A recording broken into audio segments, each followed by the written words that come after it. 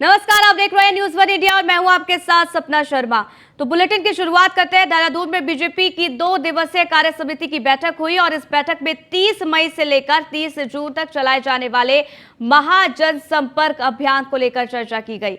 1 महीने तक चलने वाले महाजनसंपर्क अभियान का प्लान प्रदेश कार्य समिति में तैयार किया गया।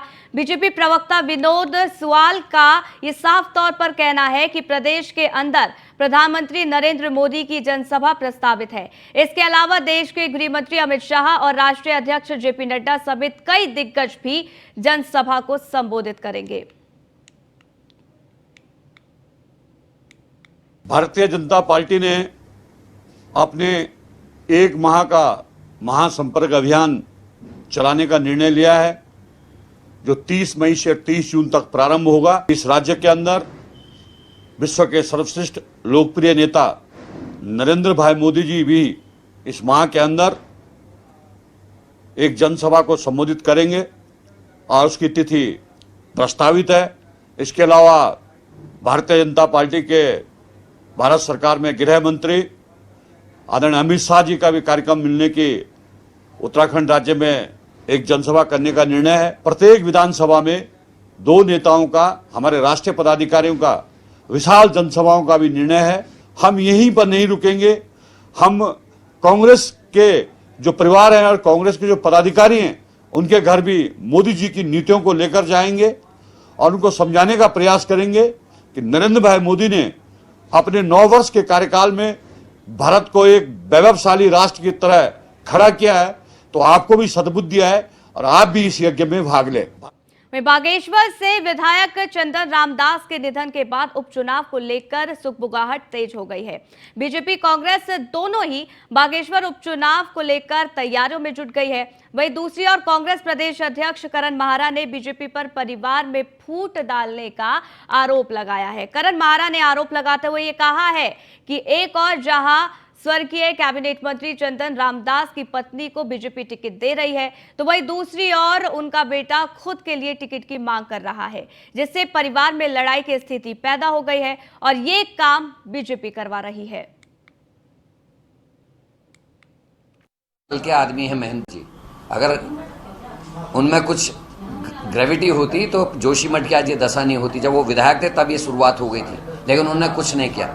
और उनको मैं याद दिलाना चाहता हूं, जब आदरणीय सुरेंद्र राकेश जी की मृत्यु हुई थी और उनकी विधवा चुनाव लड़ रही थी, उस समय उन्हीं के परिवार को तोड़कर इसी भारतीय जनता पार्टी ने, महेंद्र भट्ट की पार्टी ने, उनके देवर को जबरदस्ती उकसा के उनके खिलाफ चुनाव लड़ाया। उसमें घर में इन्होंने तो परिवार तोड़ने की तक कोशिश की।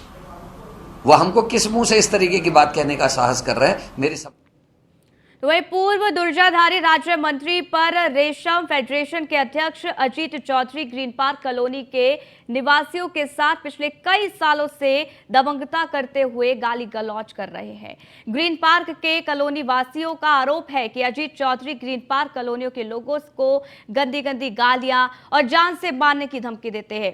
कॉलोनी वासी एसएसपी और डीजीपी से भी मुलाकात कर चुके हैं। उनकी मांग है कि अजीत चौधरी के खिलाफ मुकदमा दर्ज किया जाए। आज तक किसी का झगड़ा नहीं हुआ और ना हमारा किसी को लेन देन है। उसका 20 लोगों से झगड़ा हो चुका है। वो मंदिर की दुकानों पे अवैध कब्जा कर चुका है। वो कई लोगों से लड़ चुका है। लिखा पढ़ी में उसके खिलाफ क्रिमिनल हिस्ट्री है, आपराधिक इतिहास है उसका। तो 10 मई को उसने मुझसे बदतमीजी कर दी। मैं शांतिपूर्ण ढंग से रहना चाहता था, एक सीनियर सिटीजन हूँ, सबसे मिलजुल रहना चाहता था। मैं सुबह खेलने भी जाता हूँ, मेरे लोगों से संबंध भी हैं और मैं वकील भी हूँ। अभी मैंने बार एसोसिएशन में मेंबर के लिए अप्लाई भी कर दिया है, ठीक। लेकिन उसने मुझे 10 मई को सबके सामने माँ बहनी गंदी गंदी गाली दी और रिवाल्वर निकाल के जान से मारना चाहता था। लोगों ने मुझे बचा लिया। हमारा पूरा परिवार आतंकित है, परेशान है, ठीक है। हमारे घर पे बेटी है, वो हमसे बहुत दूर रहती है, लखनऊ रहती है। तो हम लोग की सबकी शांति भंग हो चुकी है और हम लोग पूरे टेंशन में रह रहे हैं। हमारा वहीं मसूरी मॉल रोड पर देर शाम पर्यटकों की भारी भीड़ होने के बावजूद जेसीबी मशीन चलाने पर व्यापारियों ने हंगामा किया। साथ ही उन्होंने मसूरी मॉल रोड के पुनर्निर्माण और सौंदर्यीकरण का काम जल्द पूरा न होने पर चक्का जाम की चेतावनी भी दी है। Mussoorie traders and welfare association के अध्यक्ष रजत अग्रवाल और महामंत्री जगजीत कुकरेजा का एक साफ तौर पर कहना है कि जेसीबी चालक नशे में धुत होकर सैलानियों से अभद्रता कर रहा था।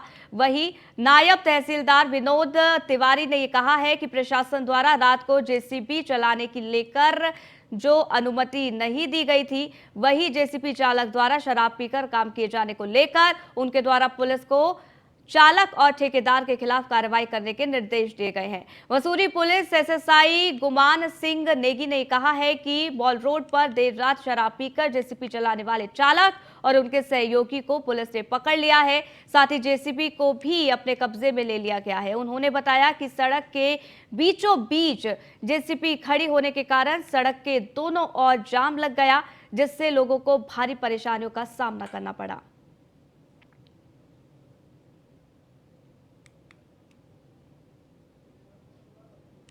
मई का जो ये सप्ताह है, वीकेंड है, और इस ऐसे वीकेंड में पर्यटकों की संख्या भी काफ़ी है। शनिवार को देखते हुए यहाँ देखिए बीच सड़क में जेसीबी लगा दी जाती है। एक बार वो सड़क बनी, दोबारा सड़क खोद दी गई है। अब तो नया बहाना दे दिया जाता है कि अब यहाँ ये बन रहा है, वो बन रहा है। ऐसे में कहीं ना कहीं देखा जा रहा है कि स्थानीय व्यापारियों का उत्पीड़न हो रहा है। शासन प्रशासन नगर पालिका या जितने सम्मिलित होते हैं सब, इनका हाल देखिए आप। शनिवार को रोड खोदना, रविवार को रोड खोदना, इनका मतलब जो जेसीबी चालक है वो शराब में लिप्त है। पीक सीजन का शनिवार, जिसमें मसूरी में ऑलरेडी भीड़ कम है, क्योंकि पूरी मसूरी की छवि जो है वो बहुत खराब गई है पूरे देश विदेश में, जिस कारण पर्यटकों ने मसूरी से मुंह मोड़कर नैनीताल, शिमला की ओर अपना रुख कर लिया है। इसके बावजूद शनिवार की रात 10 सवा 10 बजे जेसीबी चालक द्वारा माल रोड को दोबारा खोदने की तैयारी कर दी जाती है। ट्रैफिक बड़ा जाम लग जाता है और साफ वीडियो बनाई जाती है पर्यटकों द्वारा और निवासियों द्वारा कि ये जेसीबी चालक पर्यटकों से। वहीं उत्तराखंड एसटीएफ की आपको बता दें एएनटीएफ टीम ने रायवाला से 20 लाख की स्मैक के साथ तस्कर को गिरफ्तार किया है। आरोपी अपने ससुर के साथ मिलकर ड्रग की तस्करी करता था और आपको बता दें कि पुलिस अब ससुर की तलाश कर रही है। पुलिस के मुताबिक गिरफ्तार आरोपी और उसका ससुर दोनों मिलकर ड्रग्स की तस्करी करते थे। ड्रग्स की अवैध कमाई से गिरफ्तार दामाद की शादी की सालगिरह पर पार्टी, आपको बता दें कि बड़ी पार्टी की तैयारी में ये थे और आरोपी पहले भी ड्रग्स तस्करी के आरोप में जेल में हवा खा चुका है। हालांकि पुलिस अब आरोपी ससुर की तलाश कर रही है। आपको बता दें कि एसटीएफ लगातार आरोपी से पूछताछ कर रही है कि आखिर उसके गैंग में और कौन कौन शामिल है।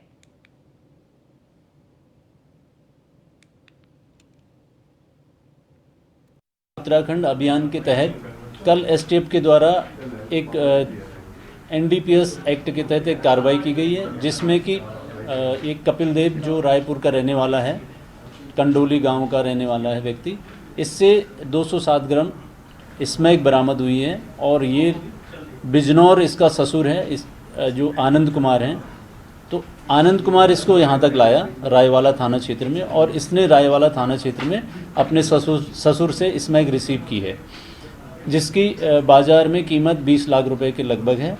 और उसके बाद आनंद कुमार फरार हो गया। फिर ये कपिल देव हमारी गिरफ्त में आ गया और इससे 207 ग्राम स्मैक के साथ साथ इसकी जो स्कूटी है जिससे ये कैरी करता है और बाकी लोगों को सप्लाई करता है, वो भी इससे बरामद हुई है। उत्तराखंड अभी वहीं धर्मनगरी हरिद्वार में पुलिस द्वारा गौ तस्करों के खिलाफ चलाए जा रहे अभियान के तहत थाना पथरी क्षेत्र के कासमपुर बुड़दा हेड़ी के खेतों में पुलिस और गौ तस्करों के बीच मुठभेड़ हो गई है। जवाबी कार्रवाई में जब्बार नाम का बदमाश घायल हो गया है, जबकि अन्य बदमाश मौके से फरार हो गया। घटना के बाद घायल आरोपी को इलाज के लिए सरकारी अस्पताल में भर्ती कराया गया है। एसएसपी अजय सिंह ने बताया है कि हरिद्वार में गौ तस्करों के खिलाफ विशेष अभियान चलाया जा रहा है, जिसमें कई गौ तस्करों ने सरेंडर किया है, तो कईयों को पकड़ने के लिए पुलिस लगातार कार्य कर रही है। इसी कड़ी में पथरी थाना क्षेत्र के कासमपुर के पास गौ तस्करों के होने की सूचना मिलते ही पुलिस मौके पर पहुंची और बदमाशों को घेर लिया। उन्होंने बताया कि जवाबी फायरिंग में एक बदमाश के पैर में गोली लगी है। आपको ये भी बता दें कि पहले भी हरिद्वार पुलिस की गौ तस्करों के साथ मुठभेड़ हुई है, जो मुठभेड़ आपको बता दें बहादुराबाद में हुई है। हालांकि हरिद्वार पुलिस ने 2 गौ तस्करों को गिरफ्तार कर लिया है। रात्रि करीब 11 साढ़े 11 के बीच में पथरी थाना क्षेत्र में बुड्ढा एड़ी गांव पड़ता है। वहां से सूचना प्राप्त हुई थी कि कुछ संदिग्ध लोग वहां पर गांव में देखे गए, जिस पर हमारे आसपास की थाना पुलिस वहां पहुंची थी और वहां पर पता चला कि कुछ लोग वहां गौकशी के लिए इकट्ठा हुए थे। तो जब पुलिस ने उनकी घेराबंदी करी तो वहां पर उनको पकड़ने के दौरान उसमें से एक फायर किया गया। जवाबी फायरिंग में भी एक जो उसमें बदमाश था उसको गोली लगी। इसका नाम बाद में पता चला जब्बार है। इसके पूर्व भी गौकशी के काफ़ी मुकदमे हैं और पुलिस के साथ मारपीट और उसके भी मुकदमे दर्ज है। बाकी अभी भी जानकारी की जा रही है। इसके साथ भी कुछ लोग बताए गए थे जो फरार है, जिसके लिए हमारी खानपुर और आसपास लक्सर की पुलिस टीम कॉम्बिंग में अधिकारियों के साथ लगी हुई है। साथ ही साथ जो इंजर्ड था, चूँकि उसको लेते हुए यहाँ पर हॉस्पिटल रेफर किया गया था। तो ये जो गौकशी की घटनाओं को अंजाम देने के लिए गैंग इस तरह से यहाँ पर आया हुआ था और सूचना पर जो पुलिस जब एकदम करीब पहुँची तो उन पर बचने के लिए घेराबंदी से उन पर फायर किया गया, जिसमें जवाबी उसमें एक को टांग में गोली। वहीं नैनीताल में गुरु अर्जुन देव जी महाराज का शहीद दिवस धूमधाम के साथ मनाया गया। इस मौके पर नगर के मलीताल स्थित गुरुद्वारे से बॉल रोड होते हुए झांकी निकाली गई। श्री गुरु ग्रंथ साहिब जी की शोभा यात्रा के दौरान श्रद्धालुओं ने सुंदर झांकियां निकाली। झांकियां अमृतसर, बाजपुर, रुद्रपुर, हल्द्वानी से नैनीताल के इस महापर्व में हिस्सा लेने के लिए पहुंची है। आपको बता दें कि झांकी में कलाकारों ने अपनी अलग अलग कलाओं और करतब का सुंदर प्रदर्शन भी किया। ये गुरु अर्जुन देव जी महाराज का शहीदी गुरुपर्व जो हर साल नैनीताल में बड़े धूमधाम से मनाया जाता है, इस साल भी उसी तर्ज पे मनाया जा रहा है, जिसमें बाहर से आई संगत काफ़ी शिरकत करती है और ये वाया माल रोड से तलीताल से वापस मलीताल आएगा, जिसमें रागी जत्थे, कथावाचक, गतका पार्टी, स्कूल के बच्चे सब शिरकत करते हैं और जिसमें रास्ते में प्रसाद का वितरण भी किया जाएगा। नैनीताल में काफ़ी सालों से मनाया जाता है क्योंकि इसमें ऐसा बनाया गया है कि प्लेन्स में गर्मी का टाइम होता है, इसलिए गुरुपर्व नैनीताल में विशेष तौर पे मनाया जाता है। इसलिए संगत सारी आसपास इलाके की तराई की संगत नैनीताल आके। वहीं नगर पालिका पौड़ी के अध्यक्ष और बीजेपी नेता यशपाल बेनाम की बेटी का एक मुस्लिम युवक के साथ शादी का कार्ड इंटरनेट मीडिया पर खूब प्रसारित होने और कई संगठनों द्वारा विरोध किए जाने के बाद बेनाम ने शादी से मना कर दिया है। बेनाम ने कहा है कि मैं बेटी की शादी चोरी छिपे नहीं करना चाह रहा हूं, बल्कि सबके सामने मुस्लिम परिवार में शादी कराने जा रहा था। 28 मई को शादी की तिथि निर्धारित थी। शादी का कार्ड इंटरनेट मीडिया में प्रसारित होने और कई लोगों द्वारा विरोध जताया गया। यशपाल ने आगे कहा कि 26, 27 और 28 मई को बेटी की शादी हम नहीं करने जा रहे हैं। आपको ये बता दें कि कुछ दिन पहले ही बीजेपी नेता यशपाल बेनाम की बेटी का शादी का कार्ड वायरल हुआ था। शादी के कार्ड में मुस्लिम युवक का नाम लिखा था। इसके बाद से ही इस मामले में काफी लोग उन्हें फोन कर रहे थे। इस फोन की रिकॉर्डिंग को भी लोग सोशल मीडिया पर अपलोड कर रहे थे। हमने कार्ड छपाने शुरू किए। आधे कार्ड गए भी लोगों के पास, लेकिन एक कार्ड जो है बाहर से वायरल होने के कारण तमाम संगठनों के द्वारा, लोगों के द्वारा मुझ पे तमाम तरह की बातें कही गई सोशल मीडिया के द्वारा। और अब धीरे धीरे इस तरह का माहौल जो है क्रिएट हो गया है कि मुझे लगता है इस तरह के माहौल के बाद शादी के लिए परिस्थितियां अनुकूल नहीं है। जो हमारा 25, 26, 27, 28 का कार्यक्रम था, तो फिलहाल इन तमाम चीज़ों को देखते हुए एक बाप होने के नाते मैंने अपनी बच्ची के प्यार को स्वीकारा। वर पक्ष के हम लोगों ने, परिवार ने आपस में बैठकर शादी करने को फैसला किया था।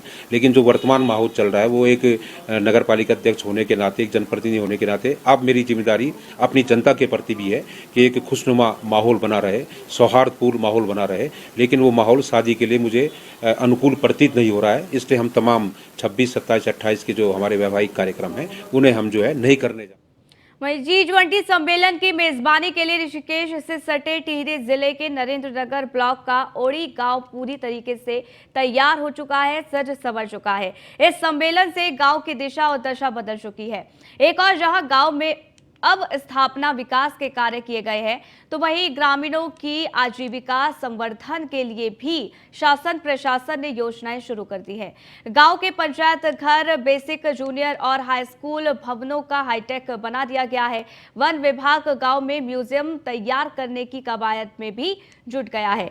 सम्मेलन में देश विदेश के मेहमानों को पहाड़ी संस्कृति, पकवान और पहाड़ी शैली के घरों का दीदार कराया जाएगा। और आपको बता दें कि G20 सम्मेलन से औड़ी गांव की अंतर्राष्ट्रीय पहचान बनेगी। मई और जून महीने में टिहरी के औड़ी गांव में G20 की 2 बैठकें की जानी है। और आपको बता दें मई महीने में 26 से 28 मई तक G20 की पहली बैठक होनी है, जिसमें सम्मेलन के डेलीगेट्स को गांव का दीदार करवाकर पारंपरिक पकवान, वेशभूषा, परिधान, आजीविका के साधन, विकास, स्वराज आदि का प्रदर्शन किया जाएगा। आपको ये भी बता दें, ओड़ी गांव की जनसंख्या करीब 640 है। गांव में पलायन ना के बराबर है। पहले सर काफ़ी सारी परेशानियां थी, जैसे पानी की दिक्कत है, साफ़ सफाई नहीं थी, गांव में बोतलें पड़ी रहती थी प्लास्टिक की, बहुत सारी परेशानियां होती है, पानी सफाई से नहीं आता था। लेकिन अब काफ़ी डेवलप हो गया है, परिवर्तन हो गया है गांव में, जैसे हर चीज़ की सुविधा हो गई, पानी घर घर पहुंच रहा है, नल भी पहुंच गए, जल भी पहुंच गए। अब कोई परिवार छूट रखे होंगे जिनके पास अभी पूरी सुविधा नहीं पहुँचे, लेकिन वो पहुँच पाएगी G20 तक। हम लोग आज यहाँ पर आए हैं, बैठक हमारे विभागीय अधिकारी भी आ रखे हैं, DPRO साहब वगैरह भी आ रखे हैं, और हमारा गांव का चयन जो है G20 का जो सम्मेलन अभी नरेंद्रनगर या उत्तराखंड में होना है, उसके विजिट के लिए, उन लोगों के विजिट के लिए हमारे गांव का चयन हुआ है। और हम बड़े आभारी हैं भारत सरकार के और उनके कि हमारे गांव का चयन हुआ है। उसके आधार पर हमारे यहाँ विकास कार्य जो है बहुत अच्छी तरह से हो रहे हैं। रोड का भी काम बहुत बढ़िया हो गया है और वन विभाग का भी, हमारे सारे विभागों का काम बहुत अच्छे से हो रहा है। कार्य की वजह से हमारे यहाँ पर जो अभी तक युवा पीढ़ी जो पलायन कर रही थी, रोजगार की तलाश में इधर उधर भाग रहे थे, वो लोग भी अब आकर्षित हो रहे हैं, गांव की तरफ आ रहे हैं, गांव में आ रहे हैं और यहाँ पर अपना रोजगार का शुरू करने का सोच रहे हैं। किसी ने दुग्ध उत्पादन का काम शुरू कर दिया है। हमारे डेलीगेट्स महोदय लोग आ रहे हैं, वो लोग जाने कि यहाँ ग्राम सभा, ग्राम पंचायत की बैठक में होता कैसे है, क्या क्वेश्चन पूछते हैं, कैसे होते हैं, तो वो सब डिटेल उसके बारे में जो है हमने आज उसी के परिप्रेक्ष्य में जिलाधिकारी महोदय के निर्देश पर, मुख्य विकास अधिकारी महोदय के निर्देश से हमने यहाँ एक रिहर्सल किया था कि वो लोग कैसे क्वेश्चन पूछेंगे, ताकि उनका एक हेजिटेशन ख़त्म भी हो, कैसे पूछते हैं, क्या प्रश्न होंगे, कैसे जवाब देंगे। क्योंकि आप जानते हैं कि यहाँ प्रधान की अध्यक्षता में बैठक होनी है और सचिव जो होंगे ग्राम पंचायत विकास अधिकारी होंगे, क्योंकि हमें उसका नोडल बनाया गया, तो इसलिए हम उसकी पूरी तैयारियों का जायज़ा ले रहे थे और हम लोगों ने आज रिहर्सल भी किया है। अब कल इनको ले जा करके सबका हम लोग आई कार्ड और पास वगैरह बनाएंगे PTC में। वहीं टिहरी जिले के नरेंद्रनगर ब्लॉक के ओड़ी गांव में 24 मई से 28 मई तक G20 सम्मेलन होना है। G20 सम्मेलन में शामिल होने के लिए पहुंचने वाले विदेशी मेहमानों को त्रिस्तरीय सुरक्षा दी जा रही है। जहां जहां विदेशी मेहमान जाएंगे वहां सुरक्षा के पुख्ता इंतजाम किए गए हैं। इसके साथ ही आपको बता दें कि इनके मूवमेंट के दौरान रूट को भी क्लियर रखा जाएगा। SSP टिहरी के मुताबिक NSG की टीम भी आ रही है, जो पूरी सुरक्षा व्यवस्था देखेगी और SDRF की भी टीम तैनात रहेगी। G20 मीट प्रपोज्ड है नरेंद्रनगर टिहरी गढ़वाल में। इसमें जो जितने भी डेलीगेट्स आएंगे, सदस्य आएंगे, उनको त्रिस्तरीय सुरक्षा प्रदान की जा रही है और इसमें जो वेस्टर्न रिजॉर्ट जहाँ पे मेन कार्यक्रम है, उसका विलेज का भी उनका विजिट है।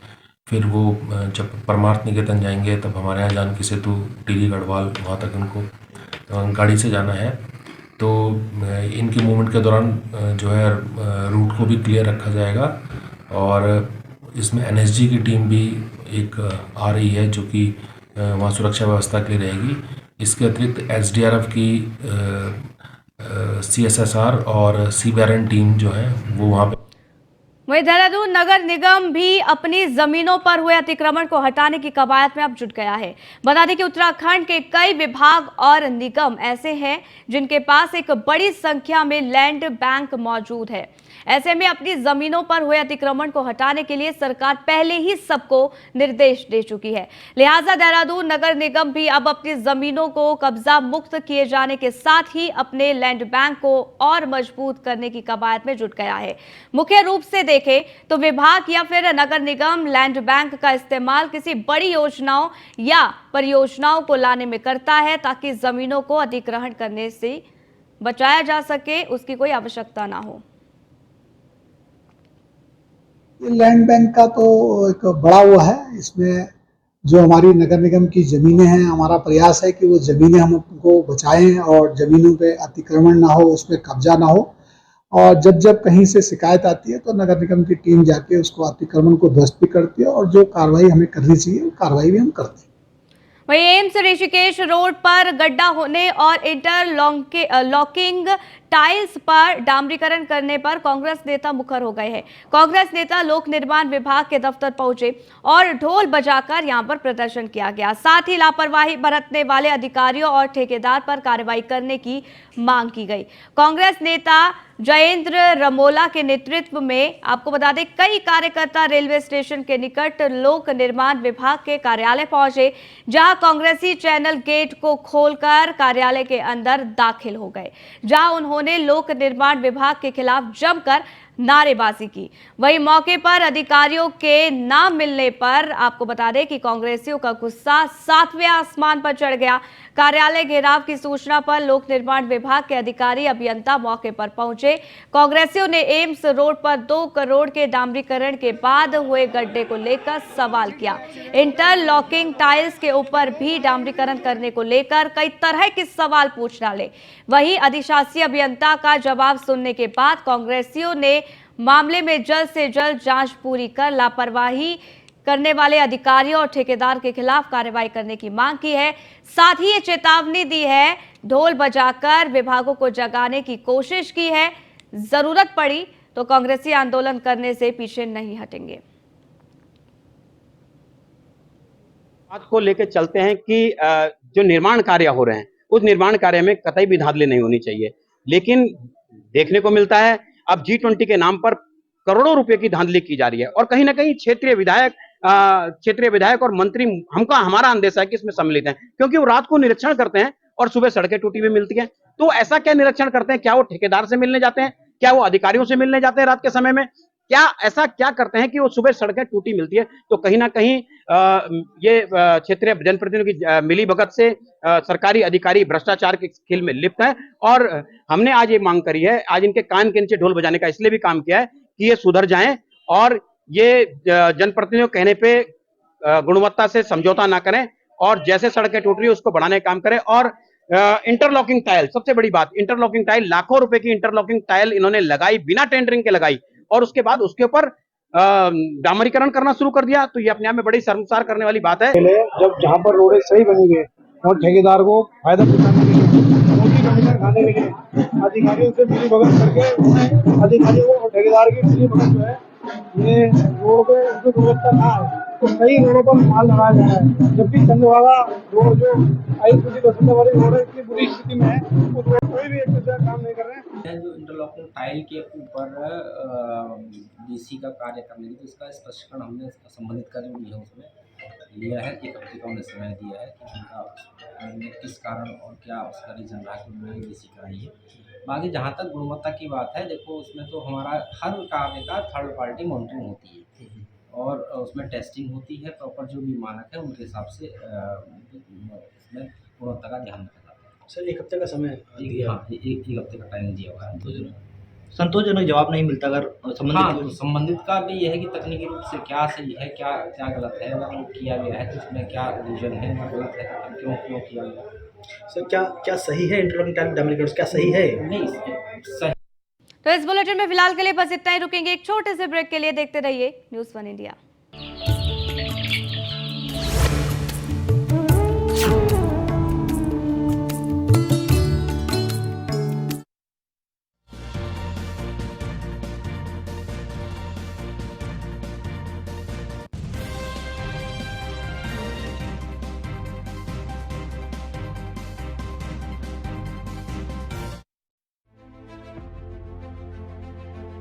उत्तराखंड में जारी 4 धाम यात्रा श्रद्धालुओं की आस्था के साथ साथ उत्तराखंड की आर्थिकी को भी 4 चांद लगा रही है। राज्य की महिला स्वयं सहायता समूहों, वाहन चालकों, होम स्टे जैसी संस्थाओं के लिए भी राज्य सरकार के किए गए प्रयास किसी तोहफे से कम साबित नहीं हो रहे। चमोली के माड़ा में वोकल फॉर लोकल को बढ़ावा देने के लिए प्रधानमंत्री नरेंद्र मोदी ने श्रद्धालुओं से अपने यात्रा व्यय का 5% स्थानीय उत्पादों पर खर्च करने की अपील की थी। पीएम मोदी के दिए गए सूत्र वाक्य का पालन करते हुए मुख्यमंत्री पुष्कर सिंह धामी की सटीक प्लानिंग का असर भी 4 धाम यात्रा मार्ग पर दिख रहा है। हाँ, निश्चित रूप से प्रधानमंत्री जी ने माड़ा गांव से अपील की थी और समूचे देशवासियों से उन्होंने अपील की थी कि जो भी उनकी धार्मिक यात्रा है उस यात्रा का 5% धनराशि स्थानीय उत्पाद जो वहाँ के स्थानीय महिला समूह के लोग बनाते हैं, लोकल उत्पादन करने वाले बनाते हैं, छोटे छोटे जो स्वयं सहायता समूह है वो बनाते हैं, वो अपना रोज़गार करते हैं। तो कहीं न कहीं 5% लोगों ने खरीदना प्रधानमंत्री जी की अपील के बाद शुरू किया है, जिससे स्थानीय लोगों का प्रोत्साहन भी हो रहा है, उनका स्वरोजगार भी बढ़ रहा है। वोकल फॉर लोकल को प्रमोट करते हुए 6 महीने तक चलने वाली चारधाम यात्रा पहाड़ के लोगों के लिए अगले 6 माह की आर्थिकी का प्रबंध भी कर रही है। सीएम पुष्कर सिंह धामी के प्रयासों से श्रद्धा के साथ साथ खुशहाली का संदेश भी चारधाम यात्रा मार्ग पर दिखाई दे रहा है। महिला स्वयं सहायता समूहों के साथ साथ स्थानीय उत्पाद धूम मचा रहे हैं। वहीं रेस्टोरेंट से लेकर बेकरी के प्रोडक्ट और हिलांश के उत्पादों की सराहना विदेश से आए यात्री भी कर रहे हैं। गवर्नमेंट का प्रयास तो बहुत अच्छा है, लोकल वुमेन को सपोर्ट कर रहे हैं, इससे अच्छी बात क्या हो सकती है। हाँ, very nice, supporting local women and all this pure organic stuff, even better, health के लिए भी बहुत अच्छा है। फिर women support, that's really very nice. Dhami ji ने भी इस पे बहुत ध्यान दिया है और हमारे स्वयं सहायता समूह को इसका प्रॉफिट भी मिल रहा है। जैसे कि हमारे जो यहाँ पे लोकल सरस रेस्टोरेंट है, हमारे लोकल प्रोडक्ट बनते हैं, तो लोग कभी काफ़ी पसंद कर रहे हैं और यहाँ से उसका आनंद ले रहे हैं। अभी तो इस बार तो बहुत फ़ायदा, कोई दिक्कत ही नहीं आ रही है किसी प्रकार की। पिछले साल तो 2-2 दिन रोड पे पड़े हैं, बहुत परेशानी हुई। ये मुख्यमंत्री जी के बहुत बहुत वो है जो इस पर कोई परेशानी नहीं है और आगे भी हमारे परमानेंट हम इस यात्रा में चल रहे हैं, 6 महीने तक चलेंगे। हमें को आगे भी कोई दिक्कत आने की कोई संभावना नहीं थी। मुख्यमंत्री पुष्कर सिंह धामी के प्रयासों से उत्तराखंड में इस बार चारधाम यात्रा कमाई का सबसे बड़ा साधन बनकर सामने आ रही है। तीर्थाटन और पर्यटन दोनों ही लिहाज से यात्रा ने स्थानीय लोगों और व्यापारियों के चेहरे खिला दिए हैं। इस बार यात्रा से राज्य में आर्थिक गतिविधियों को बड़े स्तर पर बढ़ावा मिल रहा है। वहीं स्थानीय उत्पादों के साथ साथ रोजगार करने वाले लोगों को आर्थिक तौर पर बड़ा लाभ हो रहा है। सूचना एवं लोक संपर्क विभाग, उत्तराखंड।